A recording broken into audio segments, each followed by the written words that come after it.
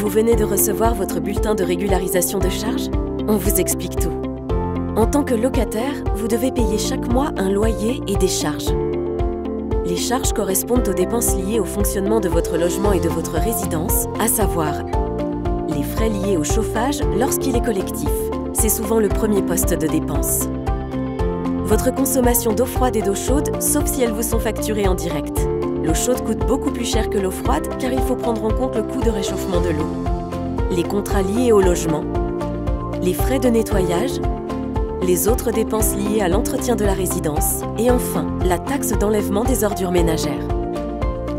Les charges diffèrent fortement d'une résidence à l'autre, selon qu'il y ait par exemple un ascenseur, des espaces verts ou un parking. Pour certaines résidences, l'eau et le chauffage sont facturés en direct au locataire, alors que pour d'autres, c'est compris dans les charges. Voyons maintenant comment fonctionne la régularisation. Vous payez chaque mois des provisions pour vos charges. Il ne s'agit pas à ce stade du montant réel de vos charges, mais bien d'une estimation. Ce n'est qu'une fois l'année écoulée que le bailleur peut régulariser vos charges et vous indiquer le montant définitif. Pour faire la régularisation, on cumule l'ensemble des dépenses réalisées sur une résidence. Puis, on répartit ce total des dépenses au logement, en fonction des surfaces des logements et des consommations, en prenant en compte les arrivées et les départs des locataires.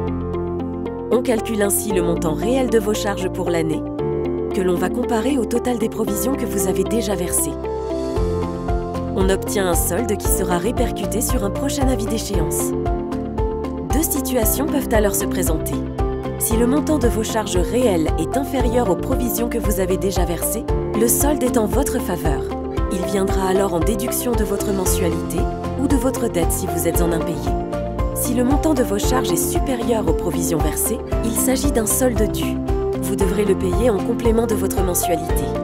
Vos charges peuvent augmenter d'une année sur l'autre, notamment en cas d'hiver particulièrement froid ou d'augmentation des coûts de l'énergie, élément qu'on ne peut pas maîtriser. Pour autant, vous pouvez contribuer à en limiter l'impact sur vos charges en étant vigilant sur vos consommations d'eau et de chauffage. La maîtrise des charges est un vrai défi, mais ensemble, on peut y arriver.